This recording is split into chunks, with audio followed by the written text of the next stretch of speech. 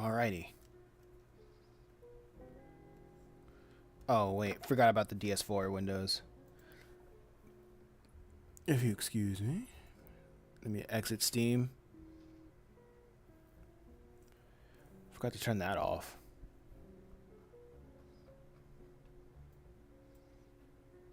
Now.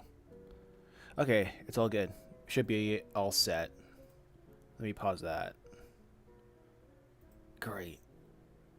Now I'm all ready. Wait. Second wait. Don't want to stream twice. That would take up too much resources that really don't need to be used up. Alright. Now let me see if I can get things situated. That's good. This is good. Let me interact with the chat so I can see what's going on over there. And now it's good. Let's see if I can make a poll to probably signify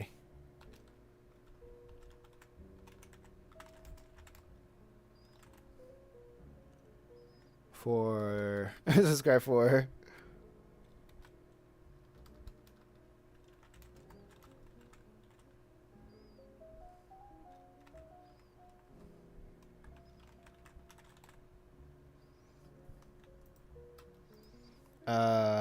like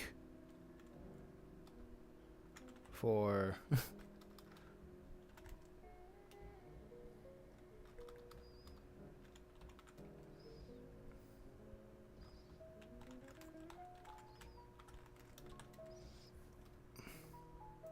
like for the algorithm.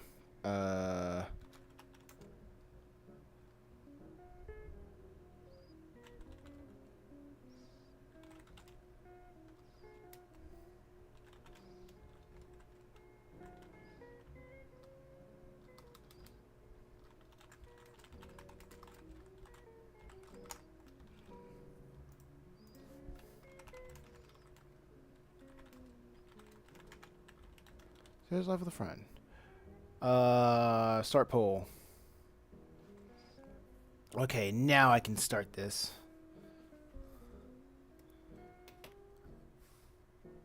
I gotta put this a little bit to the left. There we go. Yo, what's up, dragons? What's going on? Beware dragons. Welcome to the chat. How you doing?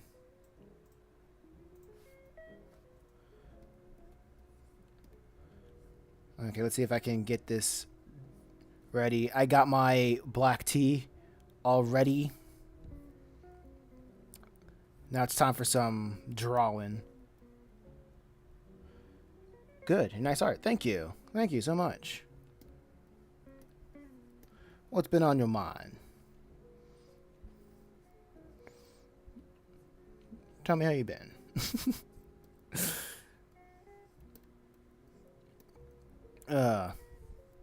I just this seems to be the my third and final stream for the day. I am very bored. Dang. I feel that. Maybe we can spend some time just chatting with a complete stranger drawing comics on the internet. Sounds sounds fun.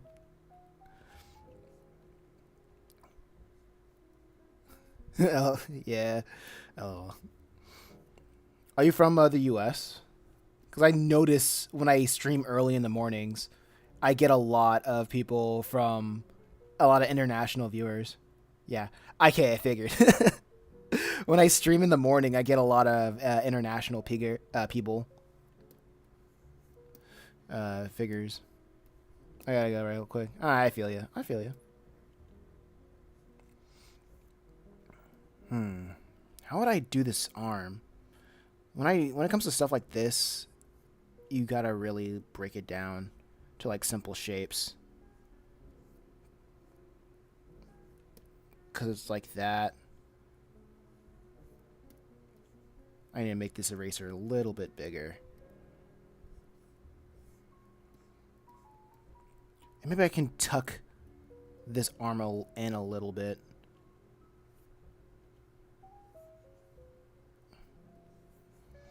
I like to lasso fill my eraser tool. But yeah. I hope everybody's doing pretty good. Tonight.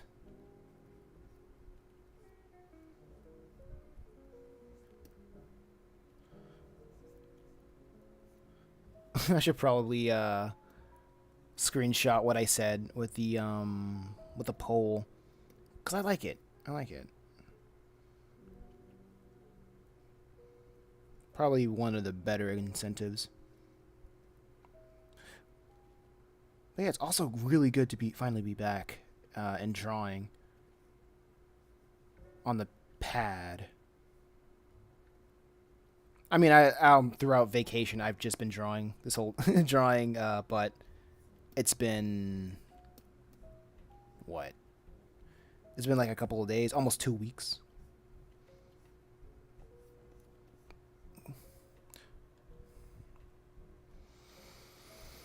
But I'm thankful this is a fun pastime for me.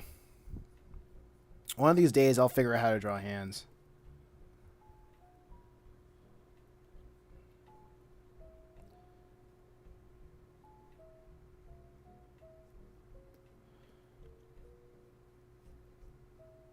I think the thumb is probably tucked between the arm and the torso, like so.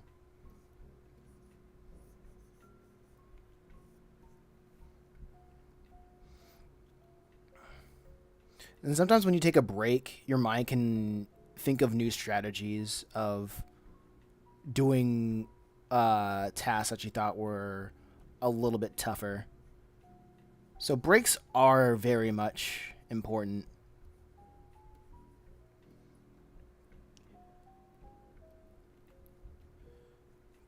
Give yourself a while to take a break.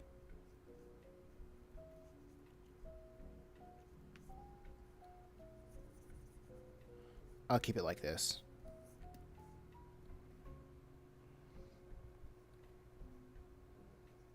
For now.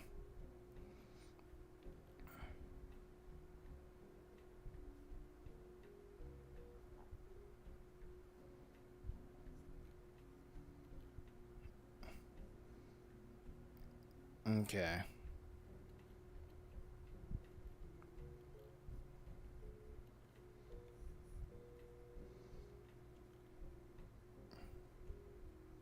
Let me see.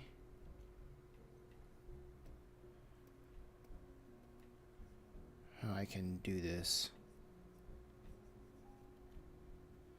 Okay, this is looking fine.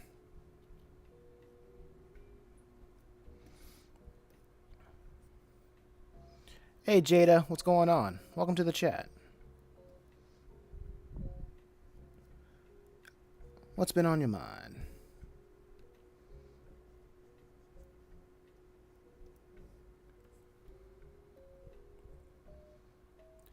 Sometimes I think I draw his head a little bit too big, but I think right now it's fine to draw it elongated like this.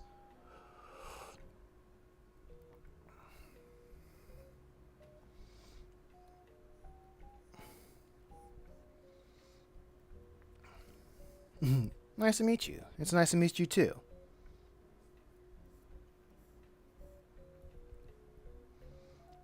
I don't know what I'm gonna do with the lower part of his body, but that's a bridge I'll cross when I get to it.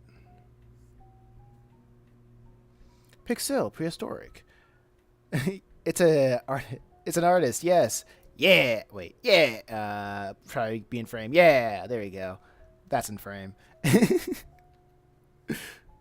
Thank you. Welcome to the stream. Welcome to the chat. How you doing? I like your drawing. Thank you. This is part of the comic that I'm working on called Purgatory Academy.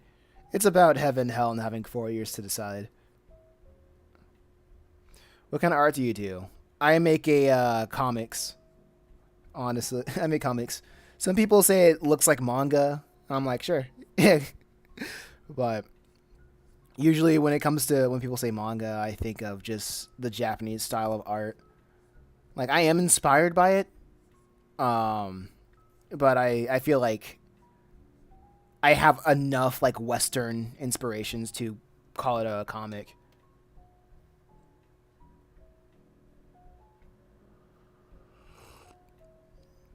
Your daily edits.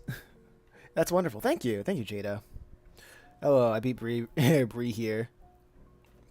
Yes, you did. Congratulations. I do animation on my channel. Whoa, congratulations. That's cool.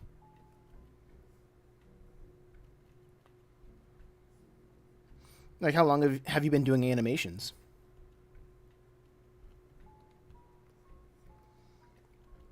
Let's see. Uh, because I've been animating for a while. I've been doing frame by frame. I tried frame by frame and like Puppet, like trying out different things.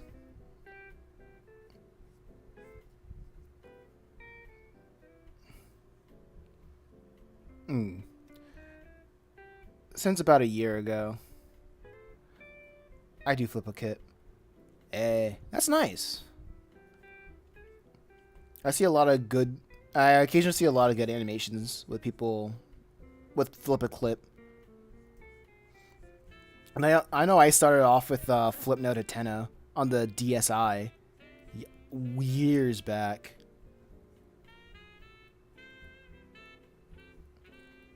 It is really about like having that starter animation tool to at least like get your foot in the water to try out the medium.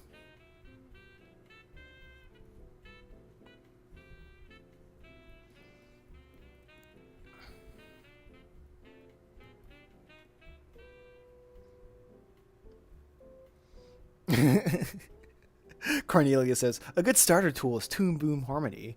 Exactly. A good starter tool is is a OpenTunes from the used by the creator used by what was it, Studio Ghibli. Ooh, that's been my choice of program for a while.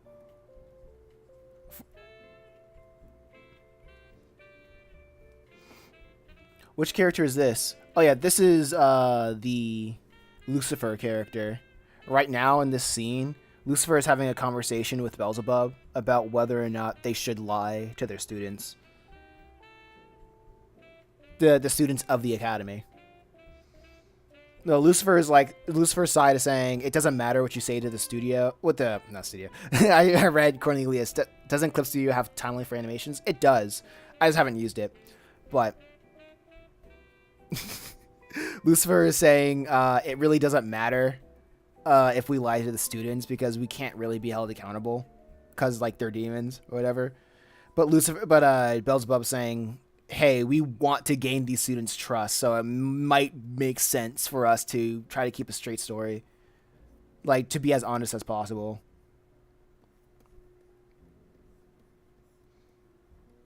Like they don't really. It's the conversation isn't really is lying bad. It's more about how useful it can a lie be.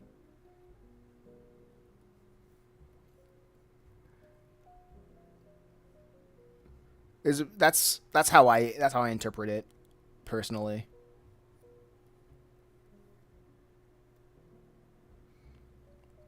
Like what is it? What like how much can we lie until like it just stops being useful? Or is it a useful at all to lie? Since you have like just demons conversating about it, like you're not gonna get a side that says no, it's bad, period. Like, you know, you just have two evil people having completely different opinions on something that is bad. And I think that's interesting. And also freaking Clip Studio Paint. I don't know. I don't know about the animation. I know, like if you have the skill to do it, like then you can do anything.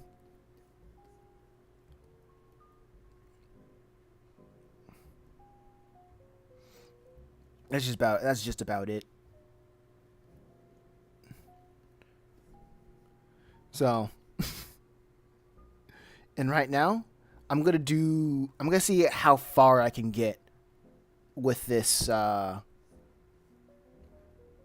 with working on this, right? I don't think I have to draw the chair behind him. I think he's just lying back. And his chair would be like covered by his wings most for the most part. Just blocking that out. I like the piano in the background.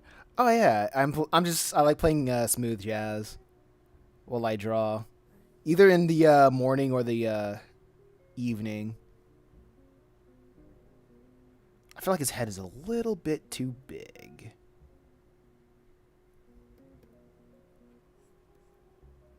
There we go. Hey, I got a surprise for you. What is the surprise?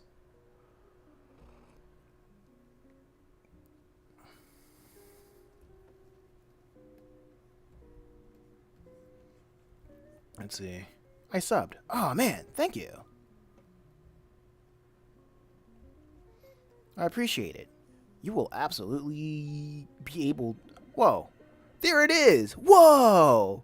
Pixel Prehistoric just subscribed right there. Wow. It finally works. I finally got it to work.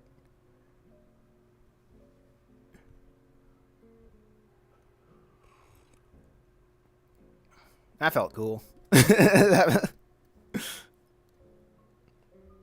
I do not know if it will do that every time. I don't know. But when it does work, it's awesome. I like it.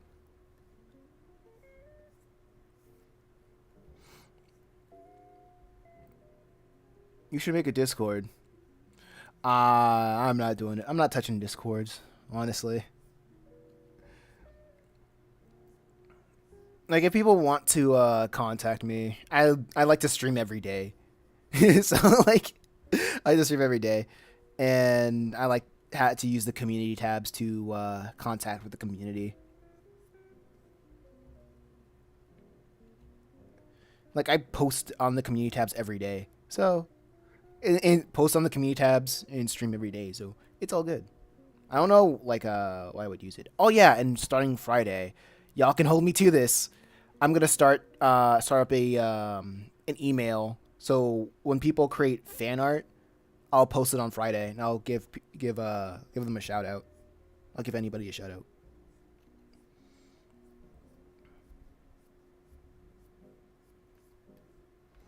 I feel like that's gonna be cool and fun.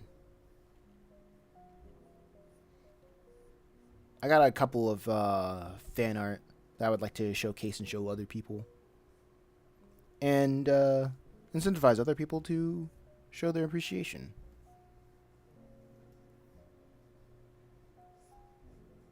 Cause it's awesome. It's awesome. I think personally, I've been watching a lot of videos about how Discord servers can just go wrong, and I'm like, I don't need to do that. My channel's kind of slow. When it comes to like slow channels, what I usually recommend, or just small channels, just post shorts and go live. Use the vertical live stream and work on your stuff. Work on your stuff live. I'm seeing more and more people work on their art on the vertical lives, and they've been getting like a lot of subscribers and growing their audience that way. Right now, YouTube has just been out of the park with that. Honestly,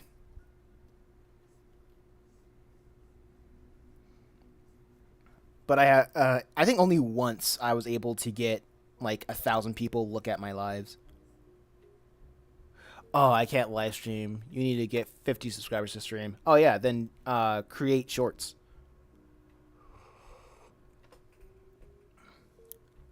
Make your animations as a short, and that will absolutely help. Okay, yeah. Also, posting regular YouTube videos are good. Is good too. Oh wait. Ugh.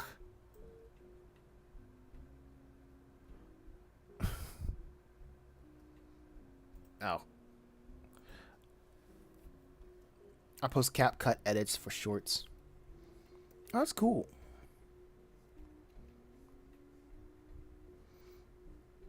All right, just keep going.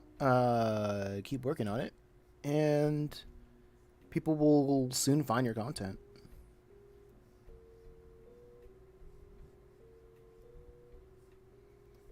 It takes. It just takes some time. Hey, you want to know what funny I have a book series? Hmm. I don't think I read that correctly. Can you rewrite that? Can you rephrase that?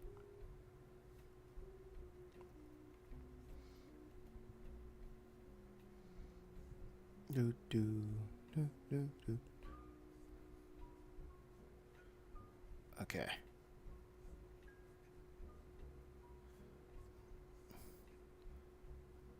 Let me draw the wings. A lot of detail. Very riveting. Very riveting. I know. I know. But it's all nice to be able to. It's nice to be able to work on something a little bit mindlessly. So, do you know how you're making a comic? I made a comic series. I make a book series. Ah, so you know how you're making a comic? Hmm. I made a book series. Right. Oh, nice. What do you post your books? Like, have you made anything of it? Oh, 24 books. Nice. Congratulations. That is no easy feat.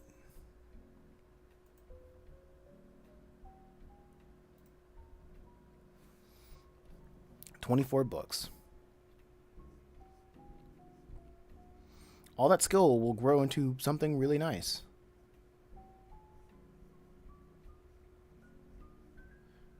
Just learning as you grow and do what you do.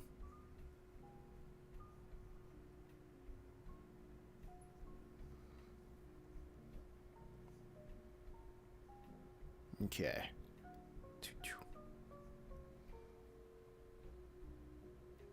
Thank you, but I will say I wouldn't be able to publish it because of copyright. Oh, so it's a fan art stuff. So it's a fan art or a fan creation of your books.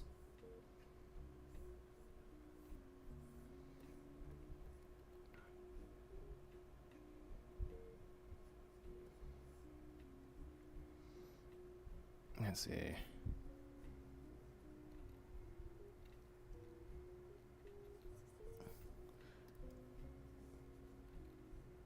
Oh man, it would be very cool if I would be able to control the width a little bit more. But this will do. This will do.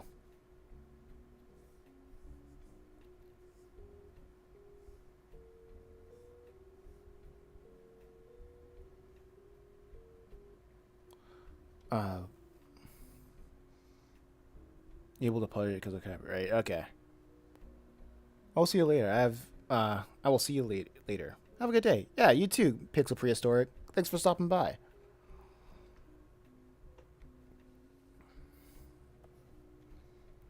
Now let's see.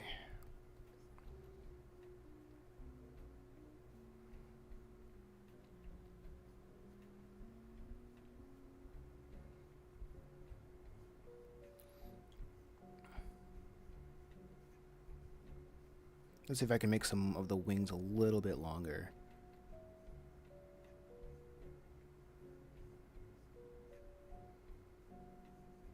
So I can save up on some time. Honestly, the wings are very therapeutic in a way to draw. Like, you don't have to think about it that much.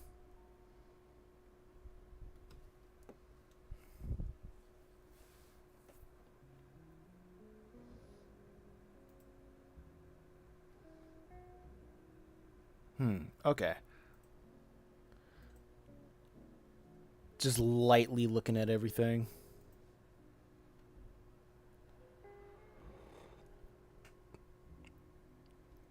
What in the world? I just looked at my sub count and I'm at like 682. That's insane. You guys are nuts. Like, you guys are nuts.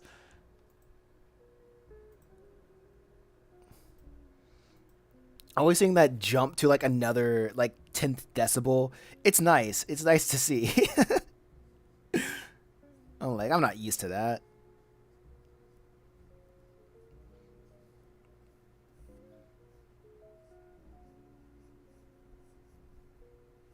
But you guys are really cool.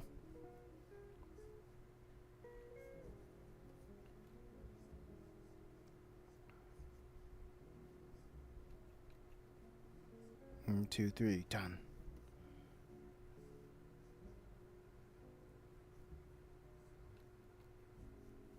Maybe I should say like chat about current events.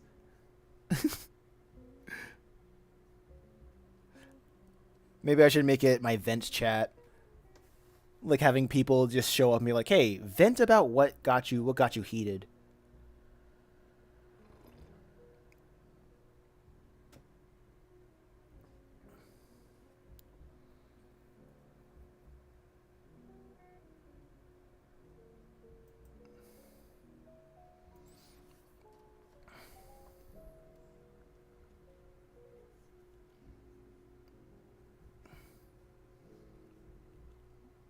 Okay.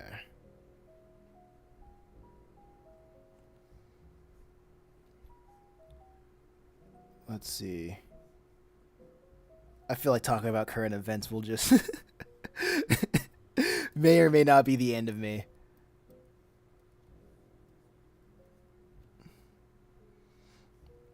Of my career, I mean.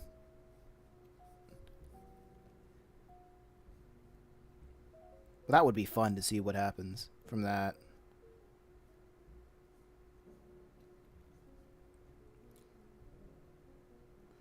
You know what's interesting? Of watching a video, I was watching a video talking about how it's weird that people want to be famous, and it's probably for the best that people don't, you know? Because fame, it it's like essentially saying you are foregoing your privacy for the public. I mean, it's one thing for the government to know everything, every single thing about you. What do you like? What are you gonna do? Like, what are you gonna do about that? For real.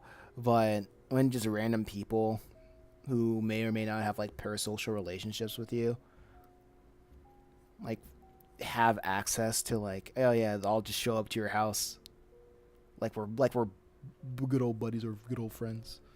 That's weird. But I don't know. I don't know. I guess we'll see how that will come about. But goodness gracious, that wing was taking so much time. But the thing about digital art is that you don't have to. You could be lazy as you want. Check this out. Uh, Flip horizontal. Yeah, baby.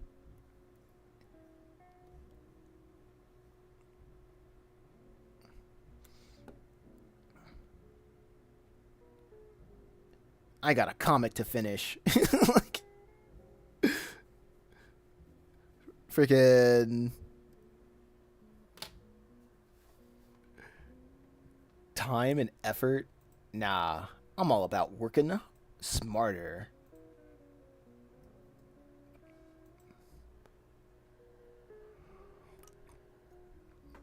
But hopefully, when I start streaming daily again, I can get 10 subs a day again. So I can grow incrementally from there.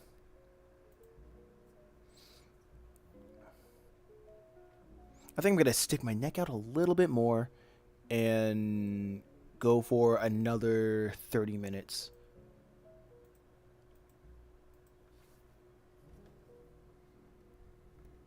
Maybe I can stream a little bit earlier, like at 12 tomorrow. Because apparently that's where my audience is most active now. Because I know like 10 days ago, it was like from to 5 to like 8.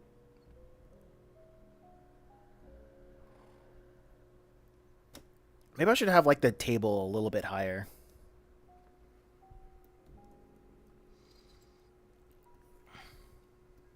Make it like this. Draw less. hide your inadequacies.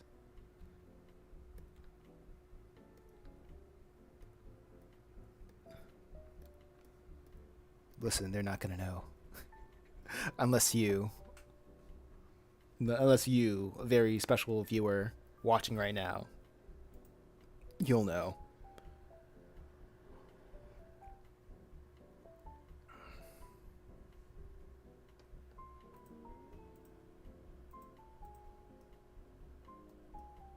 Oh, hey, I got 3 likes. Nice.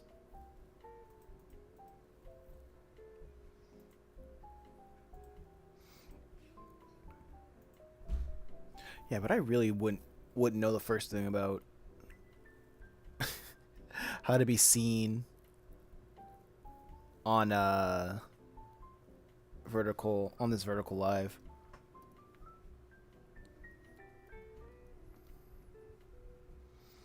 But I'm doing what I can. Holding on to what I am, pretending I'm a Superman. Oh. I'll just merge this into one image because they don't really they're not really a nuisance to one another.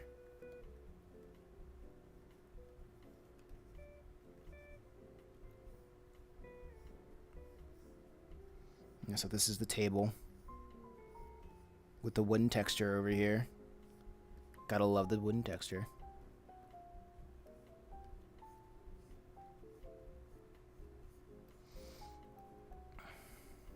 Okay. Save. Hey, this is doing pretty good.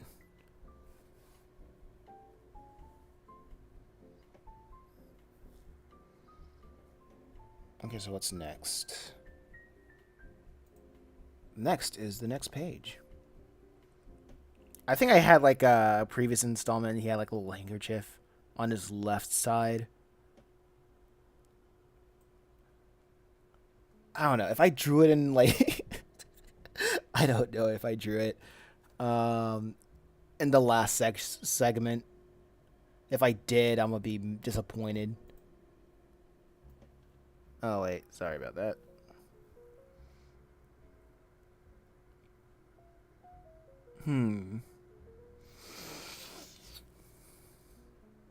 Let me see if I can find it real quick. Purgatory Academy pages. It's on chapter 2, the raw file of chapter 2. Oh, no, I did not include it. We'll see if anybody will notice. Okay, so let's see how I'll be able to work with this. Lucifer looks like Hellboy over here. I gotta read Hellboy. I heard it's good.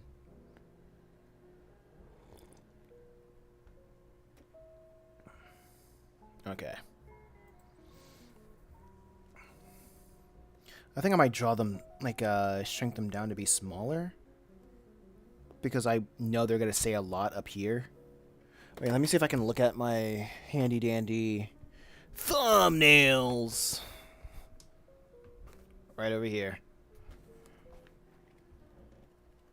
Wait a second. I think there's something wrong with the video.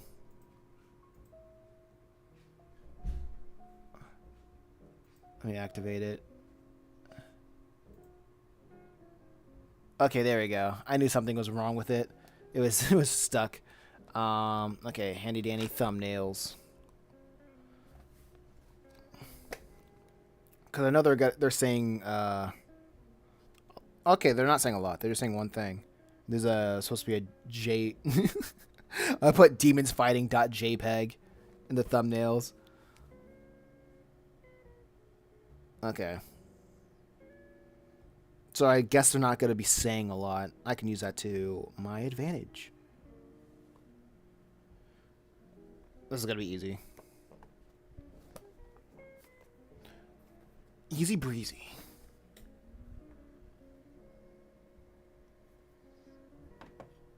Yo, what's going on, Cat GT?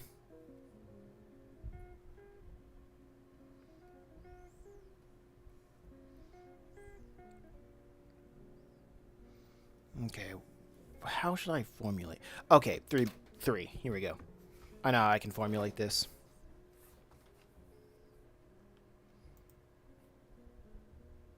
I'm going to take 3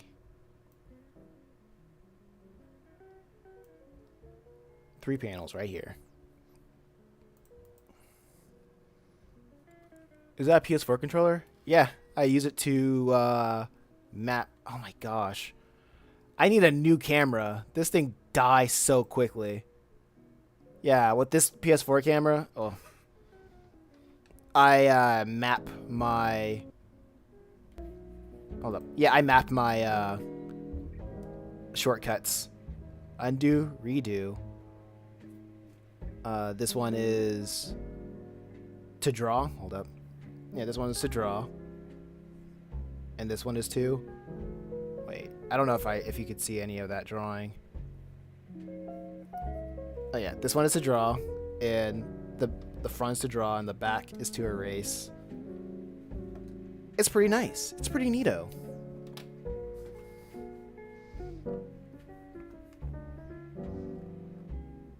And I like using DS4, the program, to bind my PS4 controller for shortcuts. It helps drawing a little bit faster.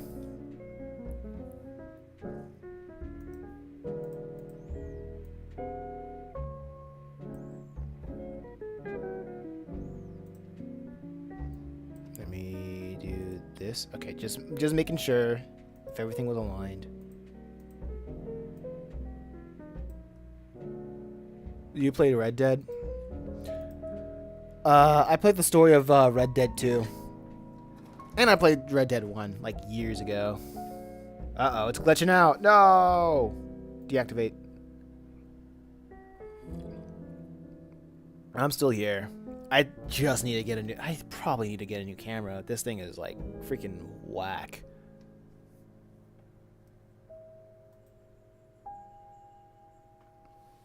Some days it's good, some days it's just bad. But all days, I just gotta deal with it.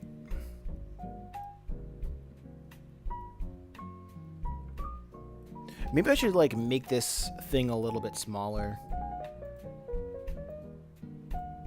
Like, do it like this. Like, give it some room to breathe, you know?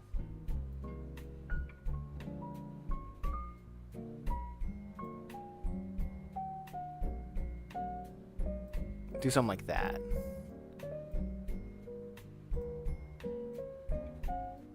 It's a little lopsided, not even no, it's not even at all, but hey, what is even in this world?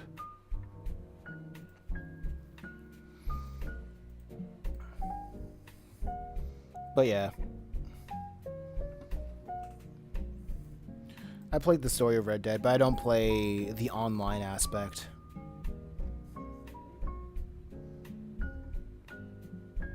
Cat GT moved over to the horizontal chat.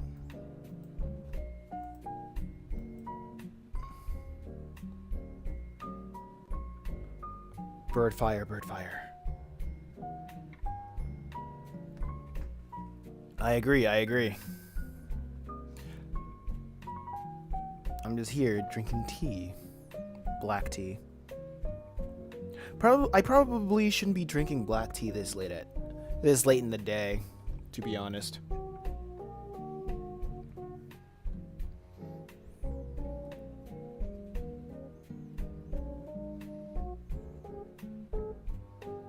Because of the caffeine and such.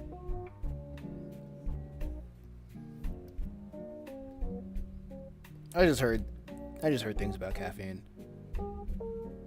Let me merge layers so I can keep this simple and clean. As simple and clean as possible.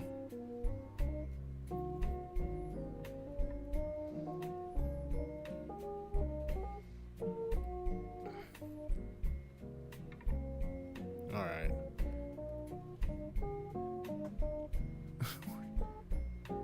One time I went to California and I met Mr. Beast. Oh, how was Mr. Beast? How was California?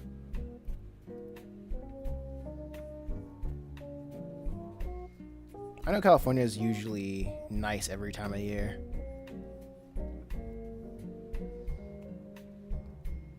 The weather. People come for the weather.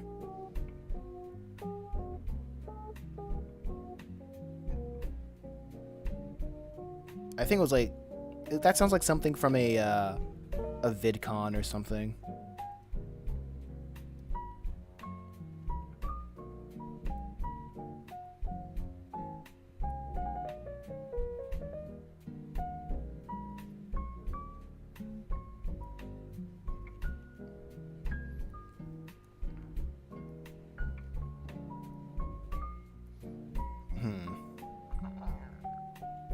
But yeah, it sounds fun.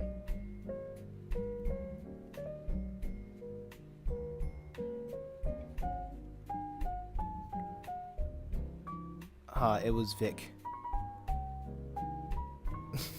Is that slang? Is Vic a new sort of slang that the kids use these days?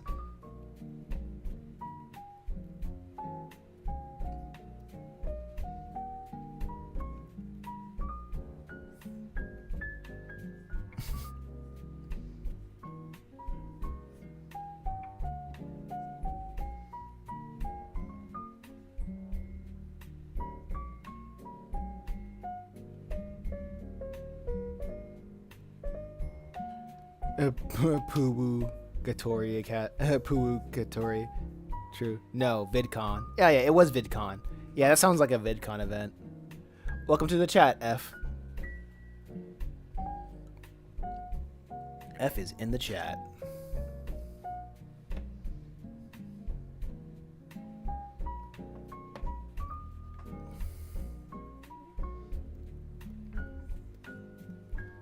I'm slowly drawing the hand.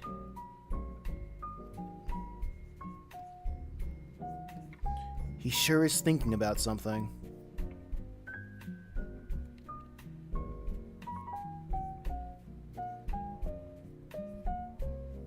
But what could he be thinking about?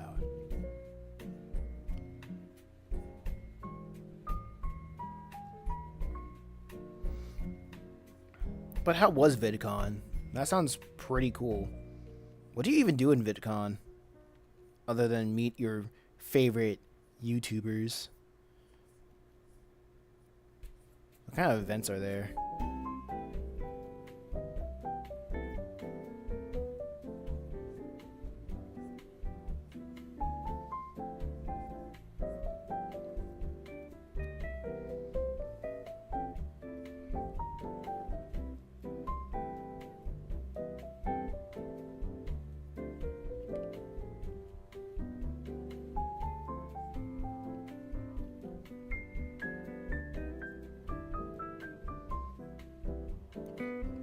Let's see.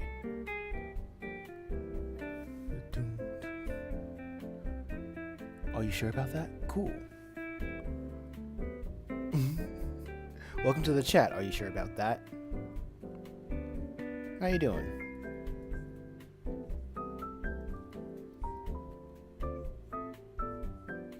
I'm just drawing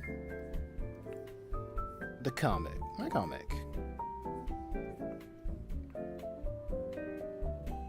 Like they have a party. Okay. I'm doing well. And yourself? I'm doing good. Can't complain. Just got back from a vacation. And now I'm doing what I can to to catch up on all the lost time I missed from streaming. From like just going on vacation. I think I streamed like 3 times today. Yeah, I did stream 3 times today. I'm gonna slow it down for tomorrow. Just do 1 stream. Probably do it in the middle of the day at 12 Eastern. Nice. I hope you enjoyed yourself. I did. It was pretty nice. It was pretty fun. But I was on a cruise and I did not have internet for 8 days straight. So it was just an internet detox for me. But it was honestly kind of good. Because when I was out, I was just focusing on storyboarding more of the comics. And I managed to finish storyboarding chapter 2 of Chimera Island. It's a story about a hidden island striving to find balance, and Just a Reaper. The one about a young Grim Reaper trying to keep hell off Earth.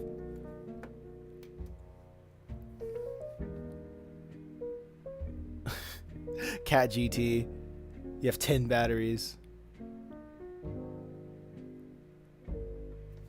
I understand. Save the battery life. Interesting. Yeah, thank you. This one is about a Purgatory Academy. It's about heaven, hell, and having 4 years to decide.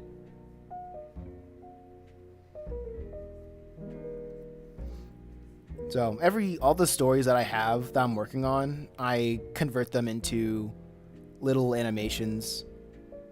I post them on the channel, on the shorts, and on the community tabs every day. So, so all the stuff that you can see, you can read for free, or watch for free.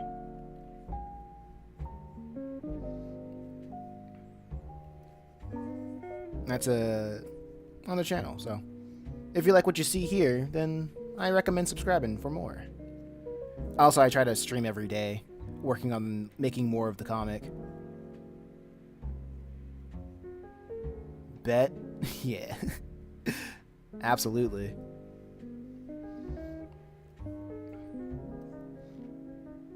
I don't really see a lot of other people doing this, so I'm like, hey, I can be the few that can do this. If the audience is receptive to it. So far, I'm glad the people who find me doing this, they like what they see. And I'm like, yeah, heck yeah. I might make a business out of this yet.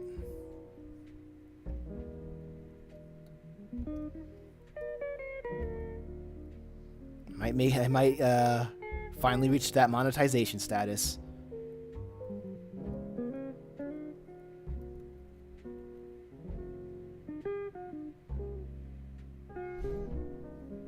It's a Stumble Find. Wait, a Stumble Find. Let me pop out the chat so I can read that a little bit better. It's a Stumble Find, I would call it. Yeah, that's pretty much the purpose of vertical chats. So people can like stumble find me. That's also the purpose for the whatchamacallit, making the short videos, the shorts. But I'm still trying to figure out how to make a single short go viral. So far, I'm stuck at 400 views, which is good. I can make it. I can work with it.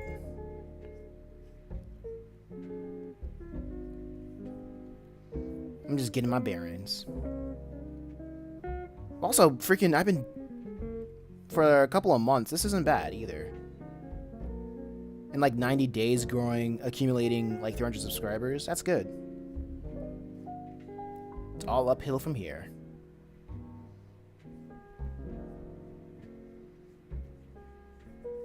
And I know I just gotta keep streaming and keep posting videos and trying to figure out how I can formulate a video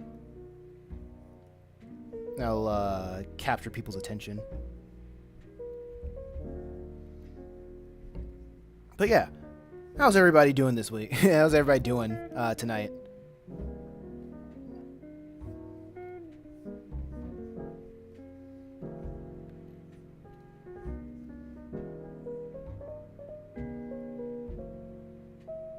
I like your art style. It has a realistic yet a more cool superhero type art style to it.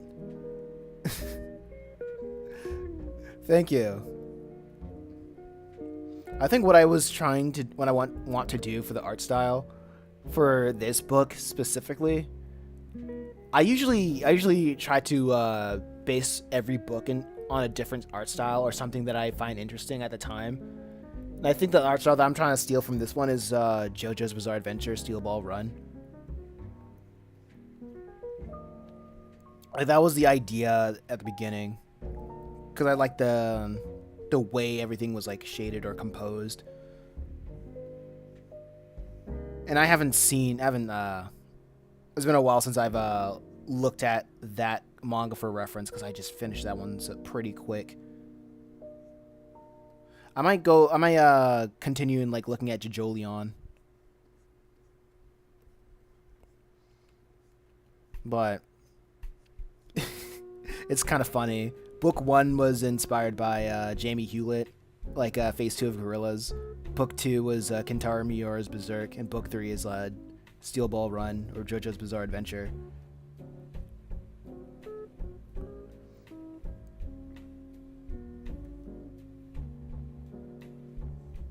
And I think it's funny, like there is, when you look at it, look at all of the books, you can still tell that it's the same Purgatory Academy thing. It's just the art just evolves. And every time I make something, I want to change a certain aspect of the art style to make it like the best version of itself, so it to find its own identity. And like when it comes to like making anything new or just making a new project, the hardest thing for me to like do is find out what is a visual style. What's this thing's visual style? And I think for the visual style of Purgatory Academy, I do like this graphic, rough, dirty line art that's like somewhat realistic but also like cartoony. Like cartoony and realism. Manga and Western comics.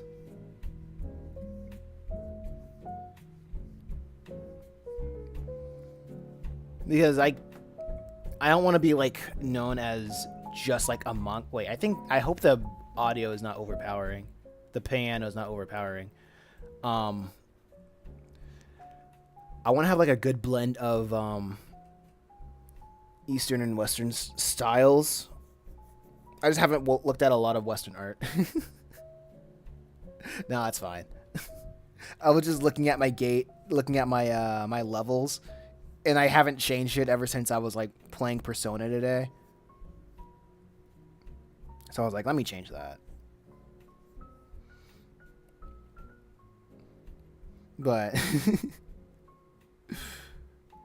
that's something I always I forget to do. But I like wearing my inspirations on my sleeves. I think I like wearing my inspirations on my sleeve and seeing how I can improve by stealing from people that I find cool, or just artwork that I find cool. And also, it helps me improve my art because I notice that every art style like emphasizes different aspects of expressionism. Some art styles focus more on the form, while the other art styles focus more on anatomy. And it all kind of depends on what's the most important to the story and what's important to like the visual explanation of it. If that makes sense, you know?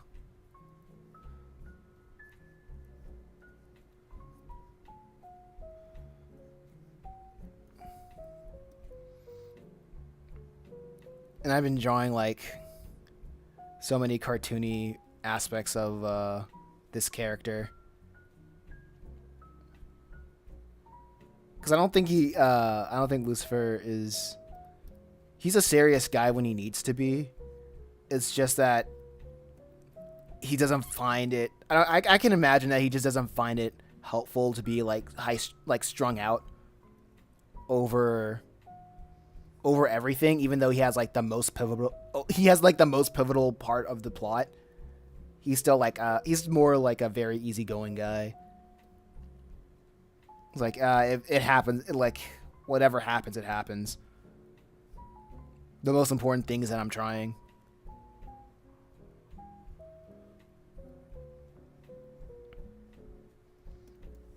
And I think that's the main thing that I do like about the villains of the story is that they all know that they're losers, but what makes their efforts valiant is that they're trying. At the end, they're trying to fight against all odds at the end of the day, and they're still not the good guys. And they're not good people.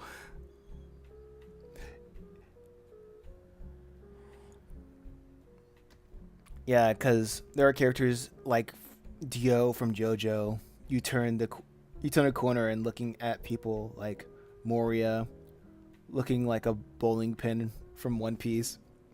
Oh yeah.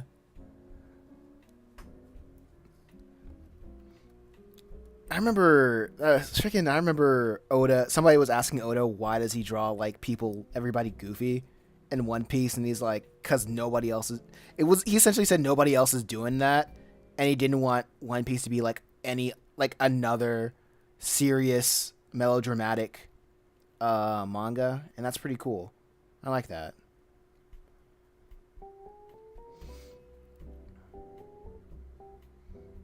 And like the story of I am sorry, his name's drawing a blank for me. The creator of JoJo. I remember seeing a video of how he didn't really receive his flowers until he broke out. He tried to get recognition within the world of fine art, and that just kind of fuels my philosophy of don't throw your pearls among swine. Just because the people you want to impress, they don't see the value in it, doesn't mean it doesn't have value. It's just you're showing it to the wrong people.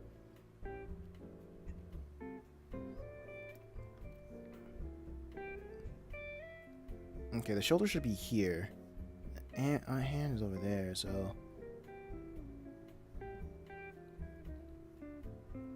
And I see like a lot of like creators, not just like bigger ones, like especially smaller ones. They're just throwing their pearls amongst like swine companies that they're too focused on making the next big thing. And if it doesn't sell like 1,000,000 copies off rip, then it's not worth their time. And I get it. It's a business. It's a business first. And businesses or it's cutthroat. It's not fair, you know? Like you have to respect the time of the audience and respect the time of Um, and mostly to respect the time of the audience to create something and have your story go somewhere.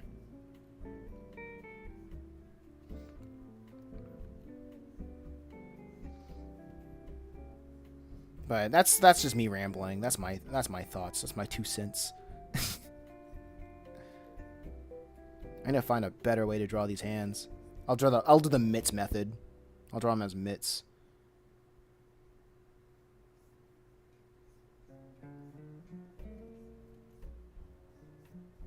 I'll make it look like it's clearly an elbow right there. Ugh. I'm gonna be lazy with this. There. Drawing the hands better than I can. Sometimes when it's not looking great, you just gotta be like, whatever, and just move on. That's kind of like the funny thing about comics, you know? Like, you draw everything, but like when one thing is like off, you can't be too beat up about it because people are just going to look at it for like a second and then move on with the story because there's hundreds of other pages to look at, hundreds of other drawings to look at. That's what honestly keeps me going forward. It's like, oh man, this doesn't look right. Oh well, next. You know? Next thing.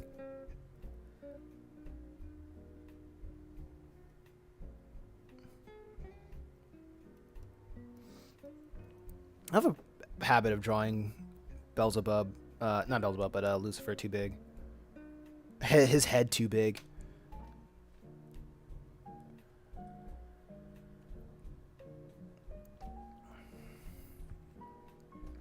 But this is good.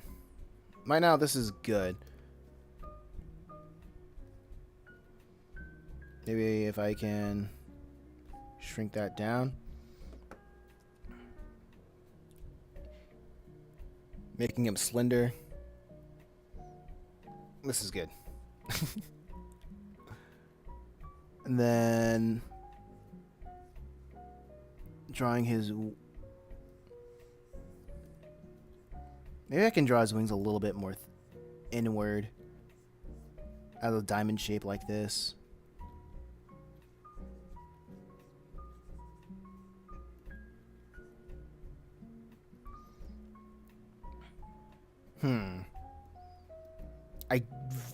You know what? I like have a rule. If something just doesn't turn out right, it's like there's nothing that I can do to keep changing the small aspects about it to make it look better. I just gotta start over. Because usually when something looks wrong, it's fundamental.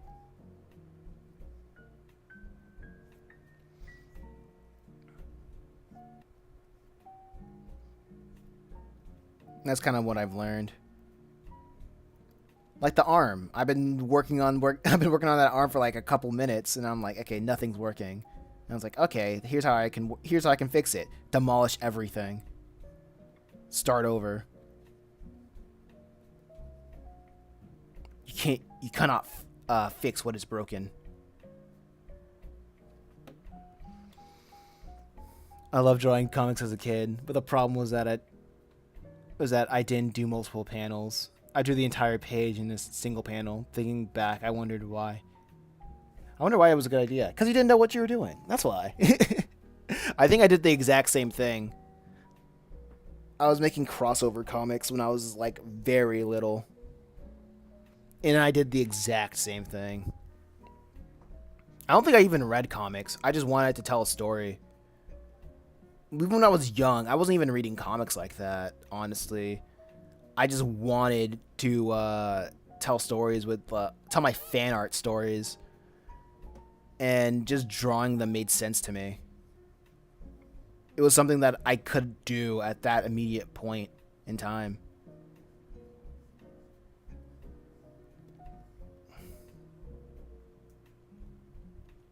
Exactly.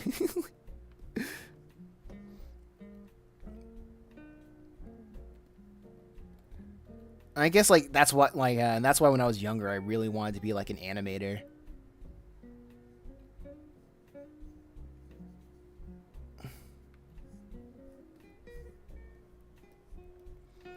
Because I was inspired by oh wow crap my freaking thing is being weird.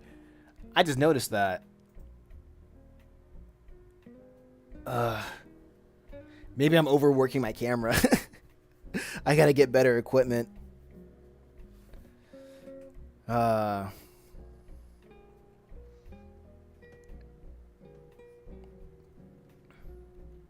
I'm really trying. I gotta get a better camera.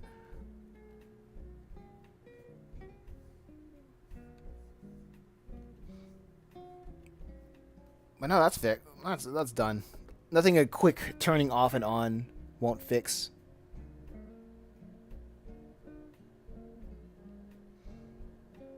If I do say so myself.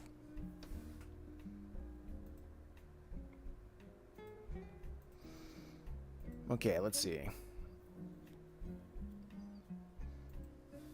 Oh, my latest short is doing pretty good. I hope that's the one that goes viral. For a while, I've been like telling YouTube to not push my shorts to my audience, or at least don't let them know. But we'll see. But now I'm like, whatever. Let them know that I made a new short. Right now, I'm just posting shorts every day. Like one short every day. Before, I was like doing several. But I think after I hit like 500, over 500 videos uploaded, I was like, you know what? I can just relax. It's fine. Not a single one went viral. They all have like 400 views. That's something. Like that's something. That's good. But none of them really exceeded like that kind of benchmark, that point. So I'm like, all right, it's fine. I'll just post like once a day and just try to tweak what works. And not tweak what works, and tweak with what I have.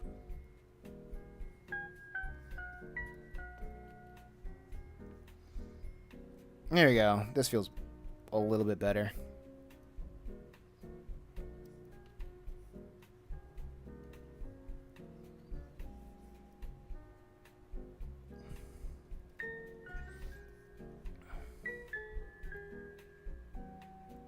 Okay, let's see.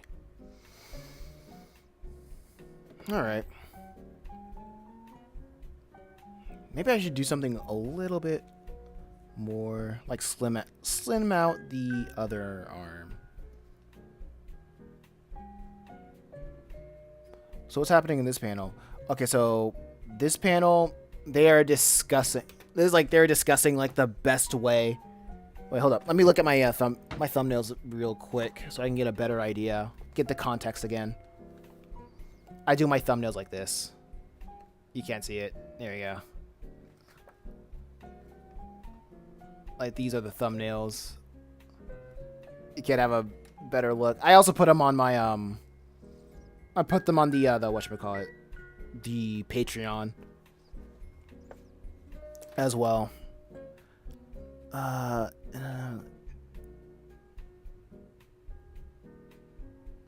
Okay, so they're talking about how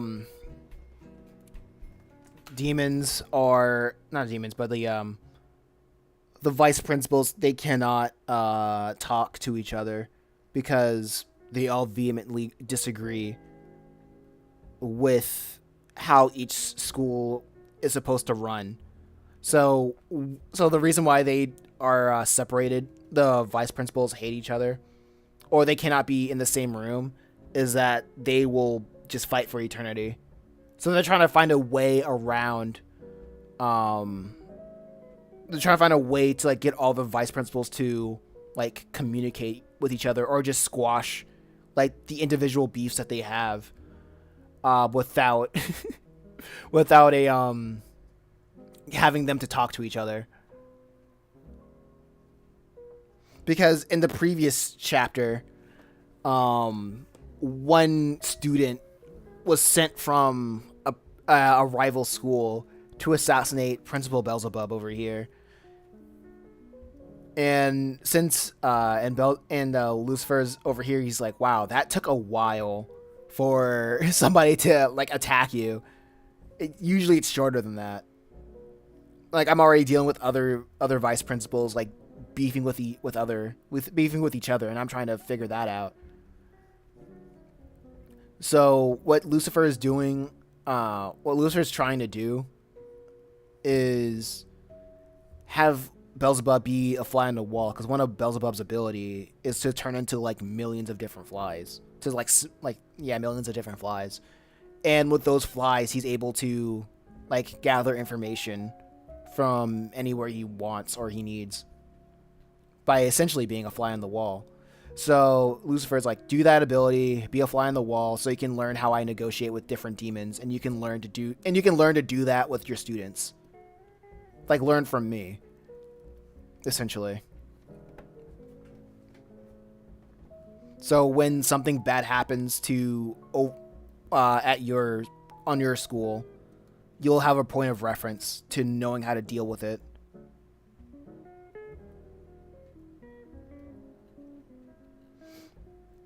Because the only demon that has a hey Rakan, long time no see.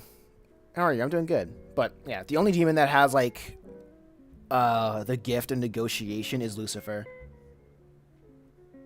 The gift of persuasion of negotiation.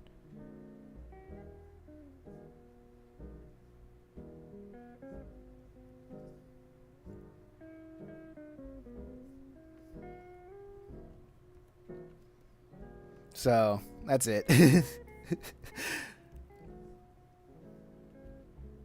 So yeah, that's what's going on, and what I'm looking forward to in this book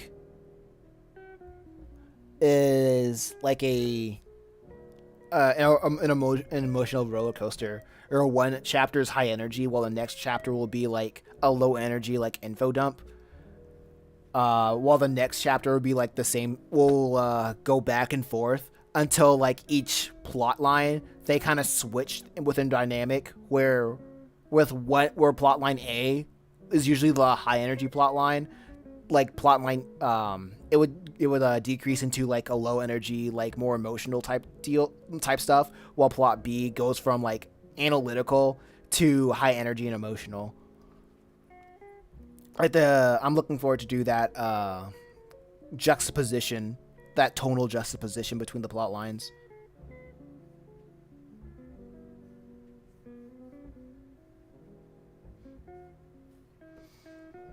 How are you? And I'm also doing pretty good. How are you?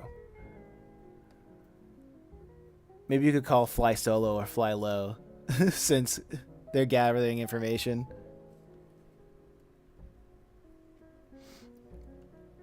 Yeah, just fly low. Beelzebub is he's basically being a literal bug of information.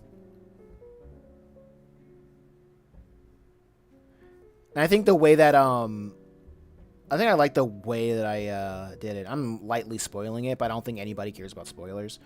But the one thing I'm looking forward to seeing people's reaction to is the way Lucifer kind of gets Beelzebub to agree.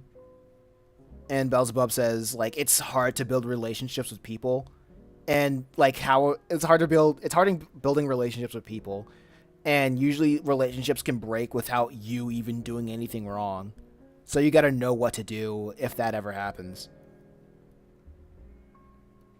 Like you can spend like all day, like all year, all semester, to trying to build a rapport with people.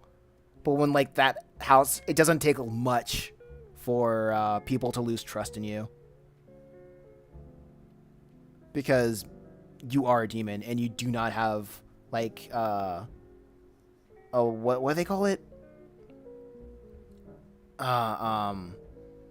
the motive, like altruistic motives.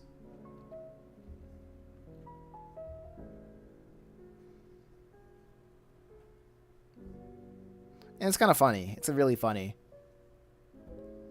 because it's usually like the underdog. Like people love a good underdog stories, but like I'm like no, the underdogs are just really are just they are just the bad guys.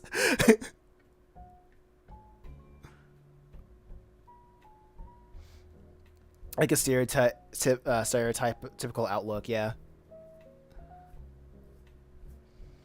I think that's I think that's one of the things I'll always find amusing about writing the vice principals in Purgatory Academy is like it's using the age old underdog story, and people usually associate the underdog with the good guys, but these aren't the good guys. Like, and they don't even try to make. And the thing is, like, they don't even try to make themselves look like the good guys.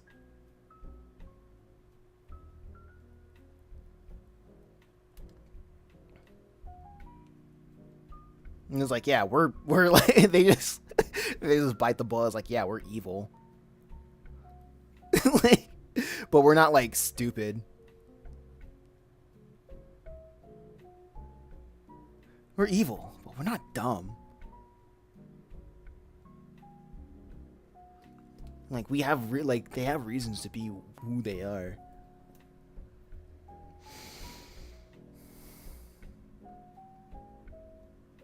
That one villain from Puss in Boots. Yeah, like what was that? The one with the oh what a good boy am I? The guy with the pink thumb, the jam thumb. It is funny to have like a villain to be like, yeah, I'm evil because it's fun being evil and I love being me. Because those characters are good in a way. Because those characters, their purpose is to essentially just be a power fantasy. And when it comes to like any power fantasy, like you need to be there needs to be a balance of okay, this is cool for like a little bit, but you got to be the bad guy. You choose the easy, like people with a power fantasy chooses the easy way out of getting what they want, which is basically being evil, I suppose. Well, the hero, what makes the hero so valiant is that they don't choose it.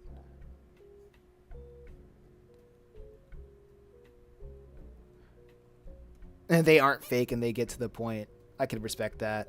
Yeah, it's like I feel like with the concept, like it's so easy to be like no, I'm actually the good guy. And you're like, you can, and here's why you should pay attention to me. And they're like, no. Like, these guys are like, no, we're bad. We want to rebel against God and we want to build our own heaven without him. So that's the thing that what sucks is what's keeping us from doing that is we essentially need cheerleaders to influence the people in hell, the denizens of hell, to cooperate, and everybody in hell, they don't want to cooperate for one reason or another. And they don't for one reason or another, and they also, and the biggest reason is that they're all going to die and they're all going to be annihilated after an Armageddon. They're all going to be annihilated after Armageddon. And for I think when Lucifer told the plan to Travis, the main character of book 1, Travis is like, why should I care about these losers in hell? Like, I'm not going to be a cheerleader. This is stupid. this, is, like, this is dumb. like Lucifer doesn't even like try to sugarcoat his incentives. It's like, oh man, do you wanna have an afterlife without God? It'll be cool. and then he shows him like an afterlife with God, without God, and it all sucks. And he's like, "Well, I mean, it's a work in progress, though. We can make it better. It's a fixer-upper." Like, come on, hell is a fixer-upper. And Travis is like, "No, this is stupid." Like, and it's funny because all the vice principals are like that. Are like that too. Like the only reason why they're a part of the Purgatory Academy is it beats fighting each other all day, bickering and fighting each other all day. And Lucifer's only, I think Lucifer's only day one. The only person that's like really his right hand man is Beelzebub over here. Everybody can just take Lucifer or leave him. You can take him or leave him. They really don't care.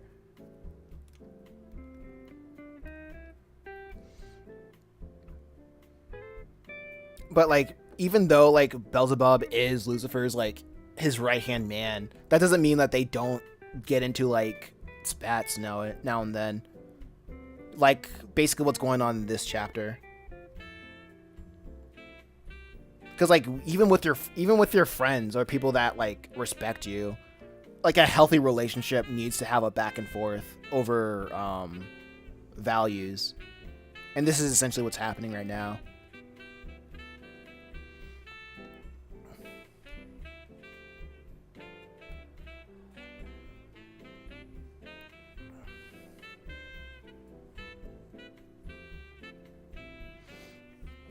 And yeah, it's like,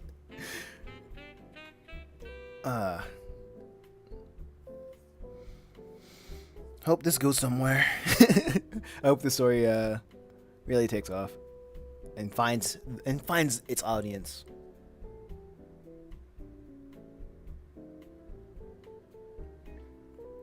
Because people who truly care will tell you when they don't agree or if you're wrong. Yeah. And I think that it's so interesting, like people who like don't care, or like they either have to like they have to have like a strong opinion about you to tell you what's really going on. If they don't care, then they just won't interact. And I think that's why there's like every vice principal has like one strong feeling, has like at least one strong feeling towards them.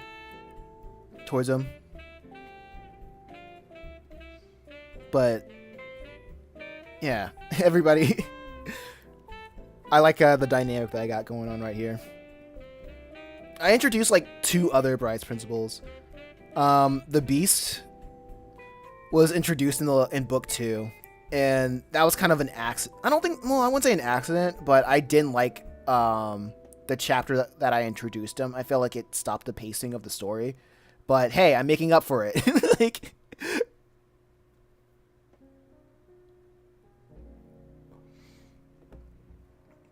It seems like it would be a serious yet goofy type of show. Like there would be serious moments where you see Beelzebub being chased by a frog demon or something.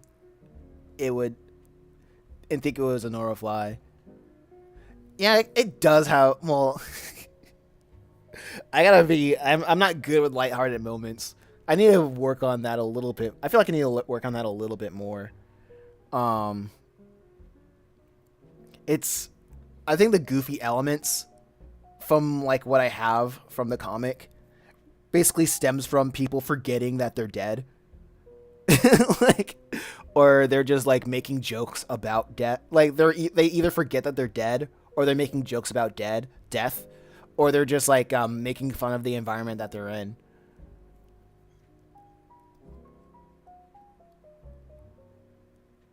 You don't have to discuss and go back and forth with your friends if you know your morals are correct ones.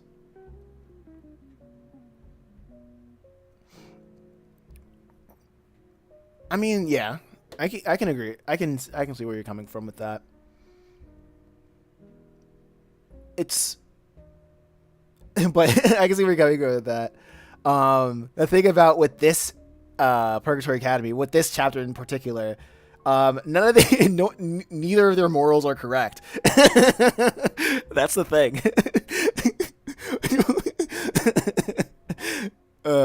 like, Like they're discussing like how useful is a lie. You're not saying, none of them are saying we shouldn't lie because it's inherent. We should tell the truth because it's inherently good. But also, what I'm saying, like we should tell the truth because it benefits us at the end, in the end game. While Lucifer is saying we should lie because it just benefits us now. And I think that's so funny to me. If it was like with like human characters, yeah, like there would be some things that would just be unspoken. I'm sure. But honestly, that's where the playground of ideas come along, where it's not really like two characters that know each other. They're fighting it out. It's usually like one character meeting up with a stranger, and they have that kind of interaction. They have that back and forth. Like it would, I think it probably would be, now thinking back, it probably would be a good idea to have like students within the same Purgatory Academy be in the same playground of ideas. But I feel like that would cause like more unneeded conflict. Like if something happened in the playground of ideas, like, oh, somebody should like take another person's, like have self-defense, but that self-defense will be like taking another person, like should a person take another person's life, or like what would be what would be the line of taking a life or something like that, or something extreme, right? That's one of the extreme things, or something that's morally gray. And if they're from the same school, then like that's gonna be a very awkward situation where it's like I saw you trying to trying to like make a case for why a person should do like a heinous crime. You know what I mean? And that could like cause like a needed tension around the school. And I wouldn't like, I think as of right now, I wouldn't know how to make of that. I feel like that would be an interesting concept for the sole purpose of being in a sharing an area with people you disagree with, but learning how to coexist despite your disagreements. But I want the playground of ideas to be like more and more, to get more and more extreme as like the series goes on.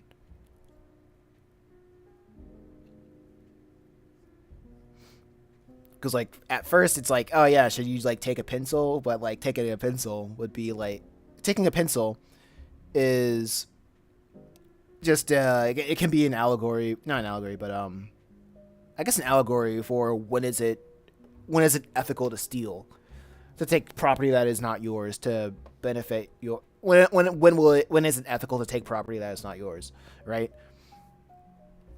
That's like the question. And like not if it's moral, or like is it ethical, and is it even something that's worth pursuing.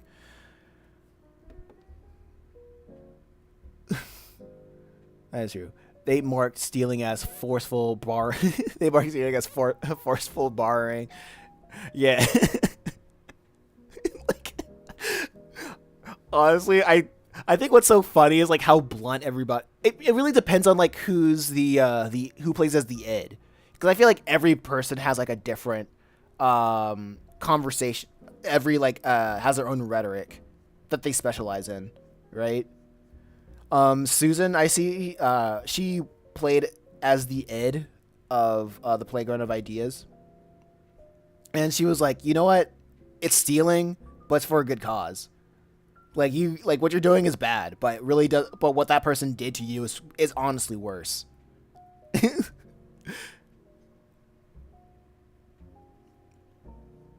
Like that person denying aid when they have the ability to help you,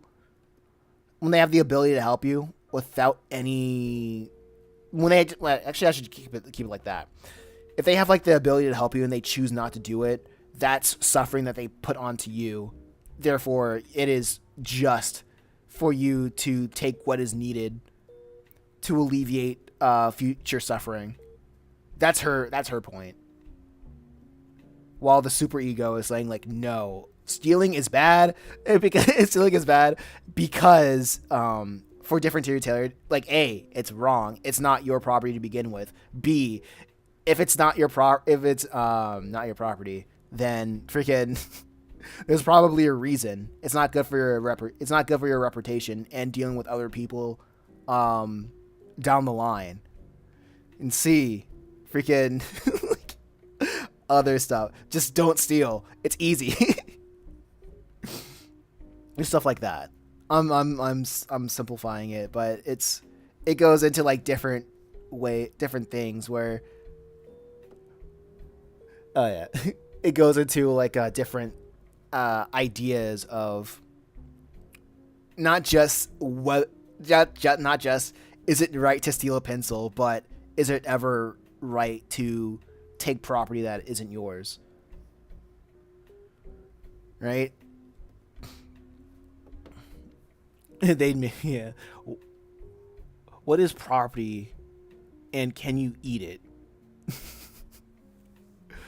Property is property is what is yours.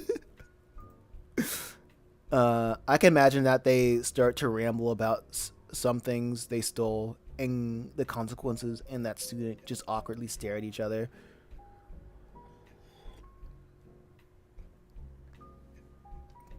That they, some things they stole. Or just awkwardly staring at each other. Oh no. The funny thing is, I think the funny thing is that like those decisions, the playground of ideas, happen within like a blink of an eye. Because it happens in a blink of an eye. So like whether a playground of idea can like last for like several chapters in real time, it's probably just like 1 second. Just like a split-second decision of the person. So like what, like it's like playing with time in a little bit. Like the playground of ideas that I have for this book is it basically talks about the bystander effect. Like I want to talk about that. When should you interfere to be a peacekeeper? You know?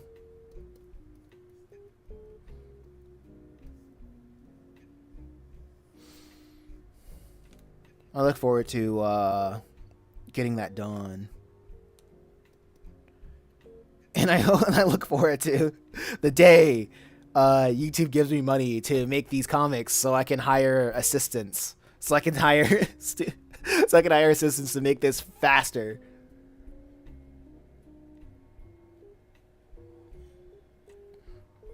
Right now it's the slow crawl. It's the slow crawl.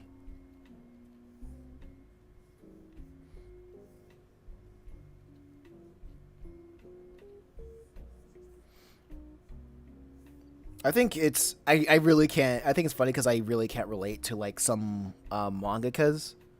Like that's why I'm like that's how you know I'm an American at heart. Honestly, like I have no quorums with like hiring people to help me like finish this. Interesting. I'm rooting for you. Thank you.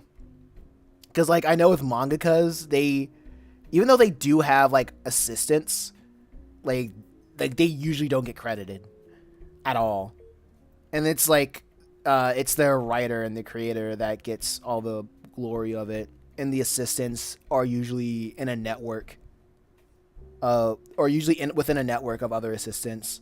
So it's basically working your time, like putting in your hours to prove that you know how the manga schedule is like. So when it's time for you to make your own manga, you know what you're getting yourself into. That's a video that I saw. That's what I've learned from it. But with me, I'm like, no, I'd rather like make money to hire assistants so I can tell my stories. Like, I can get my stories done quicker. So I can move on to telling other stories and move on to different mediums if need be.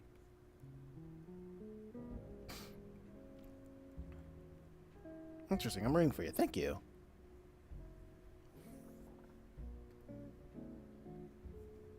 Because at the end of the day, the people love a finished product.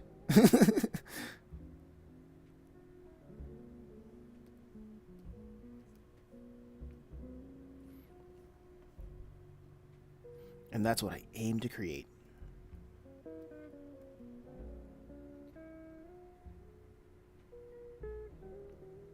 I think I'm gonna have his thing like this.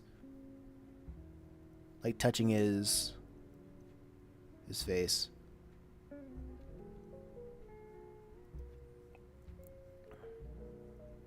Looking all perplexed.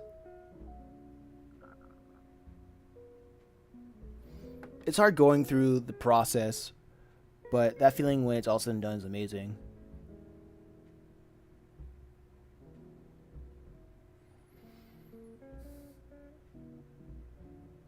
Talking about assistants, I could get an assistant for a guy in CA, California.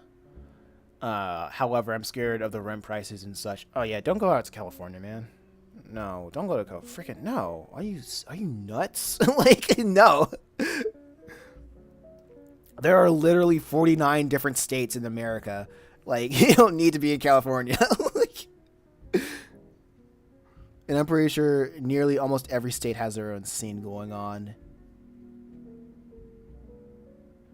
And not only that, we literally have the internet. So,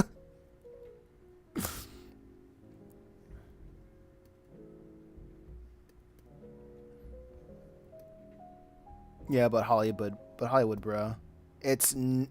You're not American, so I gotta tell you, man, no. No, it ain't worth it. It really is not worth it. Like it's only cool for like when you actually made it.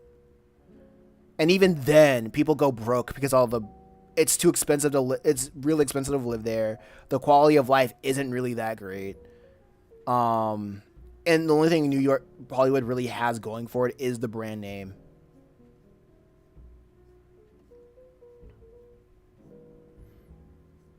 But hey, I know a lot of people are going to Atlanta.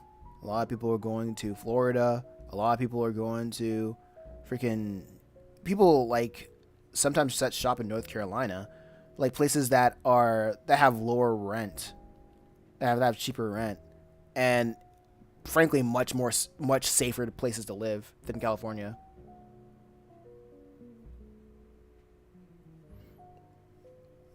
All hype, no delivery.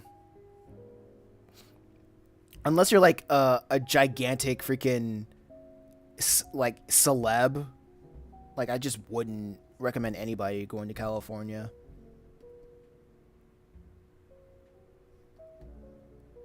Freaking Texas, maybe.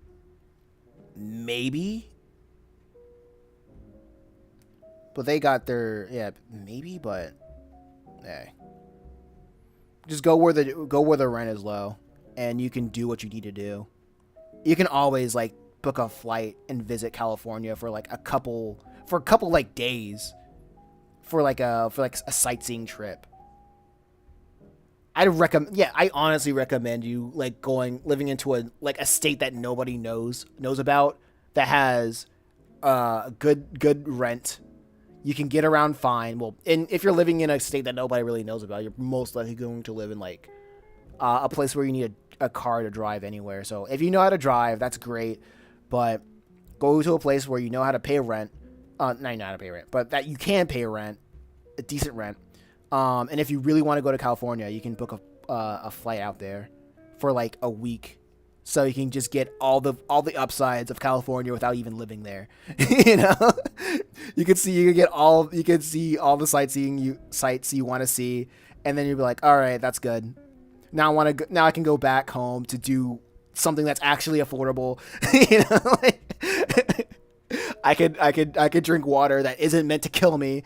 You know, like, that isn't going to kill me. I can not be pestered by homeless people that aren't like strung out on fentanyl. You'll have a better time.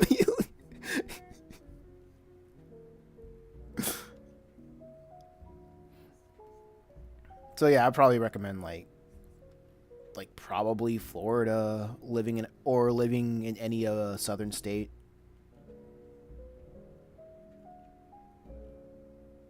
Not any southern state, but like just do your research on it. If you want it, like Florida is usually just the biggest one. Is it that bad, the fentanyl thingy? Uh in a lot of big cities, yeah. Cause the thing in Cali, Florida, yeah. A lot of people. Hold up. Sorry, some weirdo wants to advertise. Let me block them. Like, get that out of there. Cringe. Um. And like, there's in California, yeah. Like, but that's what I've heard. Honestly, it's just that the big cities, they don't really do a thing. Florida man's memes got Florida man got it in Europe though.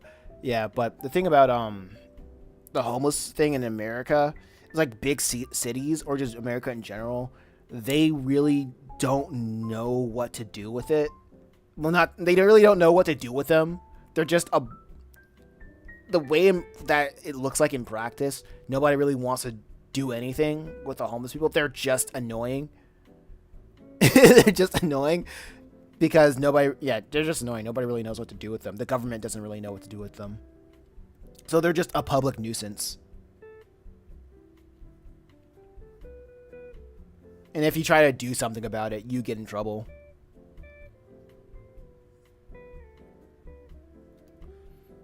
It's not really like a fentanyl problem, but it's mostly just like a strung out homeless druggy problem. And it just happens to be fentanyl a lot of the times.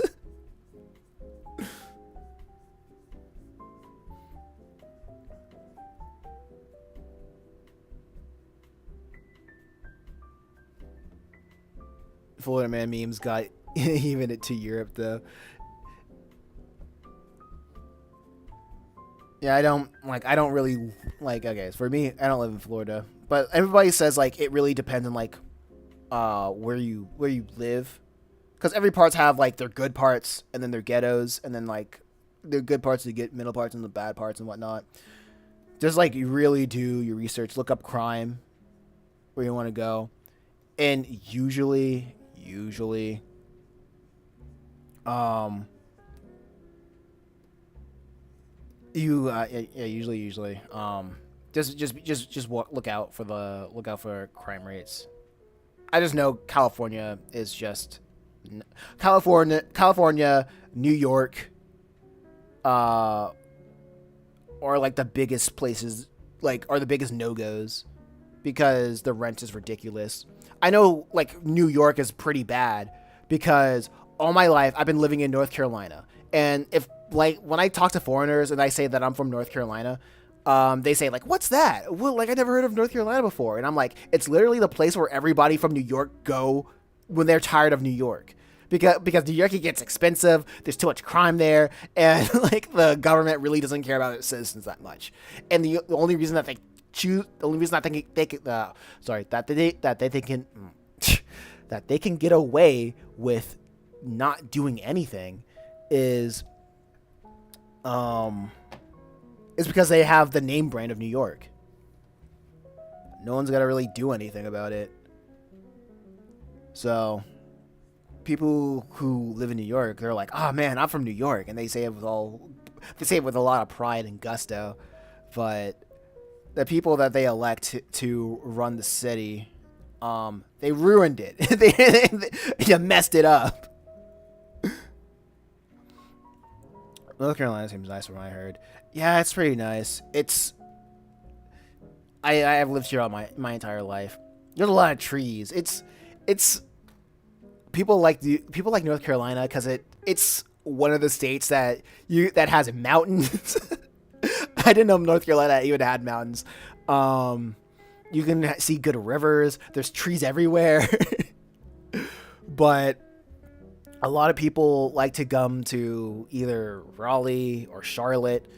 But because people like to go to those like main places, the heart of like North Carolina, it gets congested, and a lot of people like to it gets congested. Because a lot of people like to go to North Carolina when they just want to get away from literally everything. That's what my parents did for like 20 years ago. Like, but now everybody's going to North Carolina, so it's pretty good. But because everybody's coming here, the rent is slowly crawling up. That's why it's crawling up. But you can fix that by having a couple of roommates, if you don't mind having roommates.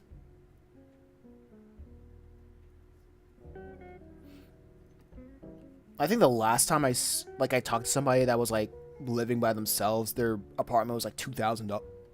Sorry, $2,000. And I was like, jeez. Holy crap.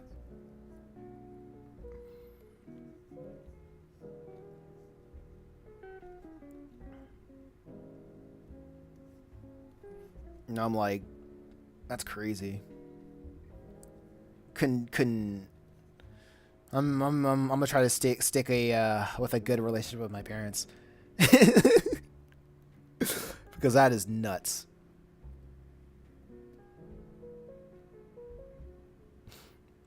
But yeah, North Carolina's great. It's pretty diverse. The landscape.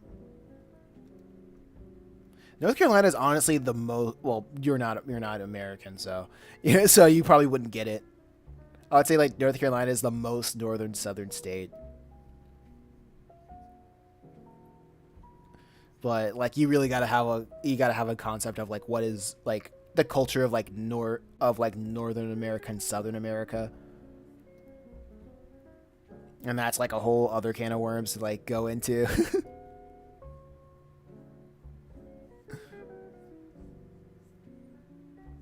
Oh no. I get it. Yeah, okay.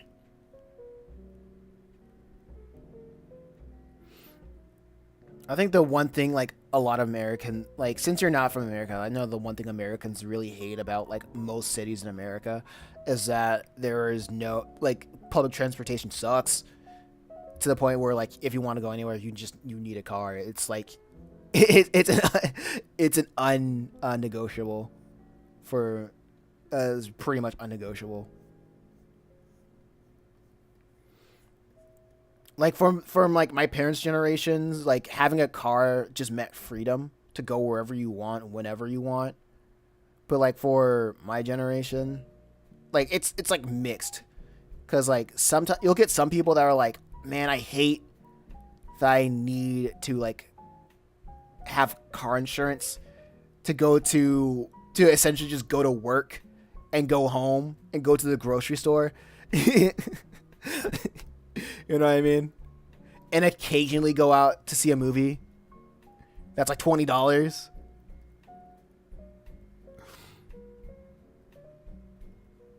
I have a Texan friend, a friend from Iowa, and a friend from Cali, and a friend from New York. So I get it though. Okay.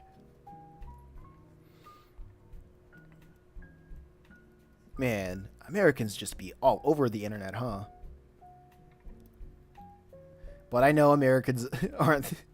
It's funny because I remember I saw a video that showed the population of the people who uses the internet or YouTube specifically, and I remember seeing that I think like the majority, like a big majority of people that use YouTube are like South Asians, like Indians. and I'm like, oh, interesting. Like most of the content, I wouldn't be surprised that most of the content on YouTube is like like stuff in Urdu or just Indian stuff.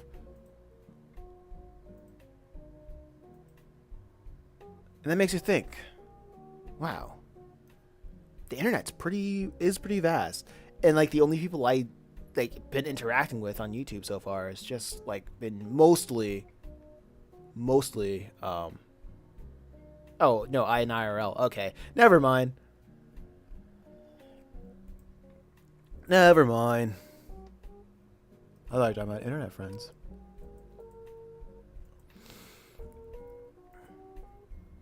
Disregard what I said.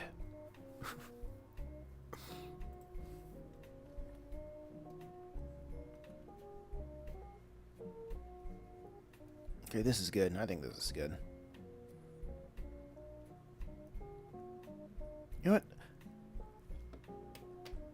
I think I worked on enough for today.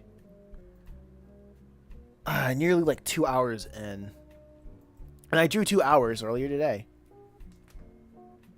India and China are huge, although China is quite isolated. Oh yeah, if like the American government tried to psy up the people of China, yeah, it'd be over. It would be over, dog. Like, China is isolated from America for a reason, because America is just known to be like psyoping. It's just like using the government and like big tech, using the government and like I say big tech, but like Facebook and Google and powerful corporations to essentially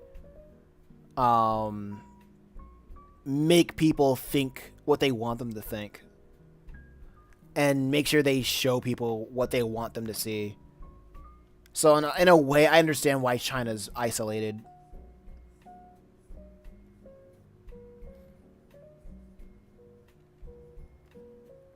It's honest because honestly, if America like got to the people of China, yeah, it'd probably be over. It'd probably be over for China. Revolutions all over.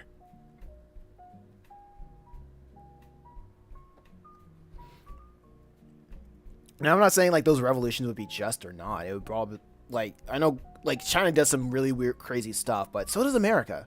So does America. So I'd say that as in there are no good guys. There are no good guys with these kinds of situations.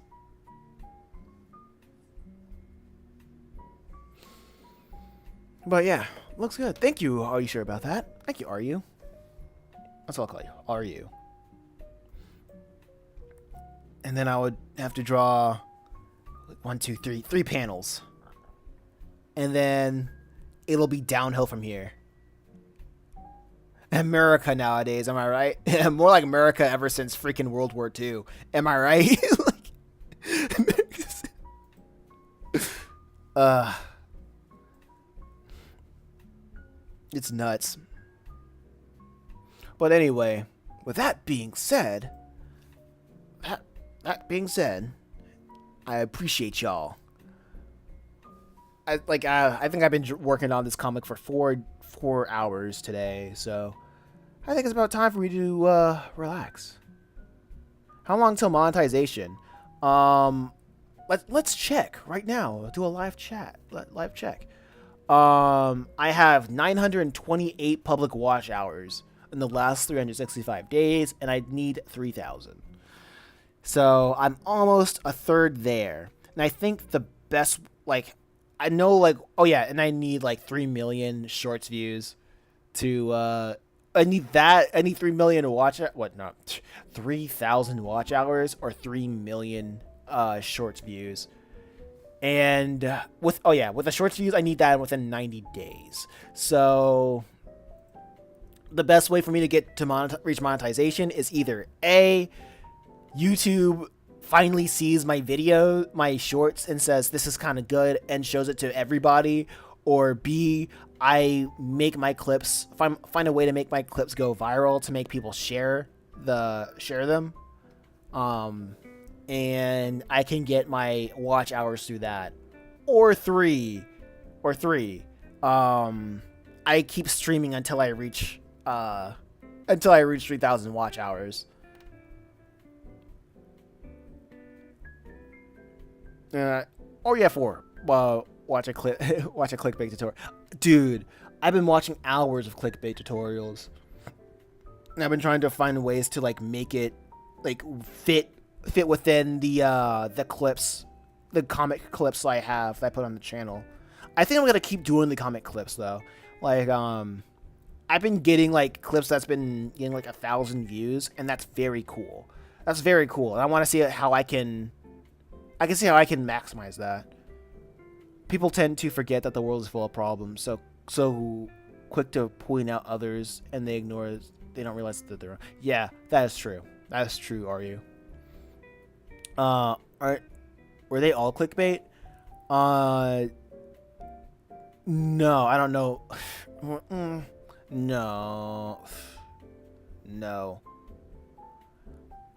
I guess I wouldn't say like I've been trying to learn clickbait. I'm trying to learn like how to title videos. What's the proper way of titling videos? And then what I keep hearing is like trying to find something that either tickles somebody's curiosity, their fear, or or anger them. You know what I mean? And trying to do that for all of these all these stuff is getting hard. Is getting more difficult. It's getting more and more difficult because the only thing that I notice that works, or trying to do a setup and punchline, like have the title be the setup and the thumbnail be the punchline, but I don't really know how to do that for all of my clips. And right now I'm trying to figure out how to properly clickbait, I guess. Actually, no, I scratched that. I guess I haven't looked at any videos that teach me how to properly clickbait, because all the videos, they essentially say you gotta have a good title, you gotta have a good thumbnail, and you gotta have an interesting video that have people watch like around set like a duration of 70% of the video of the entire video. And I guess I don't know how to properly clickbait. Oh yeah, and you gotta have a good script, you gotta have quality editing, you gotta have all that, all the shebang. And I'm like, I don't know how to I don't know how to make a clickbait title and thumbnail, how to make a clickbait title that will get like hundreds of thousands of views, or tens of thousands of views, or hundreds of thousands of views. Maybe I can try to learn that, how to learn the art of clickbait.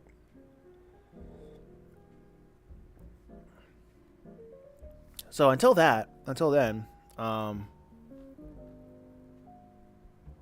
take your time. RU says, let me check the pop-out chat. Take your time. It'll come eventually. But when? I need it now.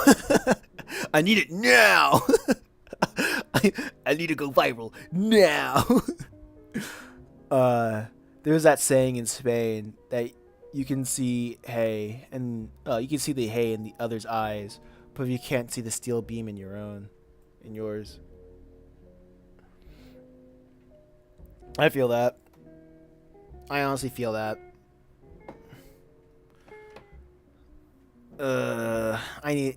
I should try to figure out how to click. I mean, yeah. I mean, that's the point of why I'm doing the clips too. If I want to make clips in a way that it's essentially bingeable content, I want people to binge watch the clips, right? And I feel like if I would get that 3,000 watch hours, I would get it through that. And maybe people make lists. Oh yeah, I do have playlists. I guess I need to maybe I haven't organized them well enough. Oh yeah, and a lot of the clips are like less than like 25 seconds. So for the ones that's over 25 seconds, I would need to ensure that you get it. So they will watch them one after another. True. That's true. I have a playlist, but okay. Okay. I have a. Yeah, maybe I should try to change the playlist, or like update the playlist, or make sure people are watching like the playlist of the shorts one after another. Um, what I want, and if something good comes from like the shorts, that'll be great. It'll what'll happen is like if a short goes viral, it'll show more of my shorts, and then people watch like 7 of my shorts. Then it'll start showing my long form videos, like just regular videos, and that's when people will get hooked into the ecosystem, and they'll get like the watch hours, I'll get the subscribers, I'll get people wanting to see more, and then I get more people catching the live stream, and I think it'll be cool to have like a huge audience like looking at the live stream and just interacting with everybody. I think that'll be fun. Um, but I think what I'm waiting for right now is finding that formula, just finding that right formula, right the right formula to um kickstart that virality, and I hopefully I can catch on, and the growth would seemingly be overnight, because right now I have like 600 600 videos on the channel. I think like a third of them are like just live streams. Another third is shorts, and another third are just like long form videos. So I'm maxing out on every cylinders. But trial and error. I'm still at that trial and error stage. But with that being said, I'm going to lay down. It's been a long day of streaming for like several hours, like 6 hours today, and it's been fun. I appreciate everybody. I appreciate everybody for coming out, and I shall work. I gotta work on my speech. Gotta find the secret formula. Crabs, little by little. Also, do you see Pirate Software? Yeah, I'm kind of like imitating what I can learn from there. The only thing that I'm not imitating from Pirate Software is like the clips from the live streams and put them on shorts, because I don't know. I just don't know how to do that effectively.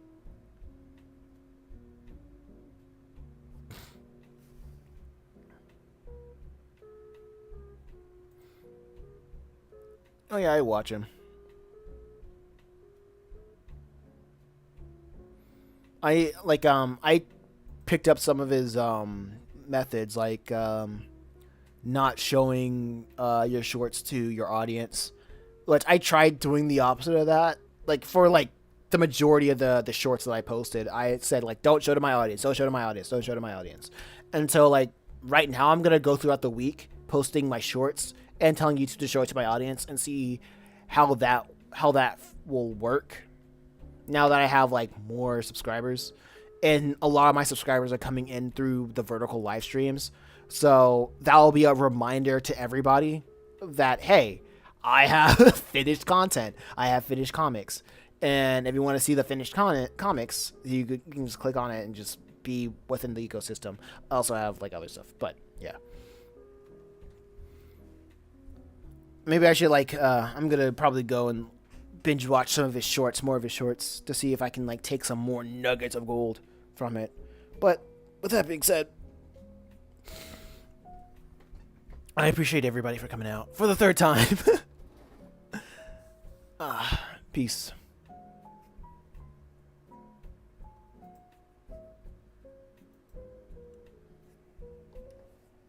Why is this always...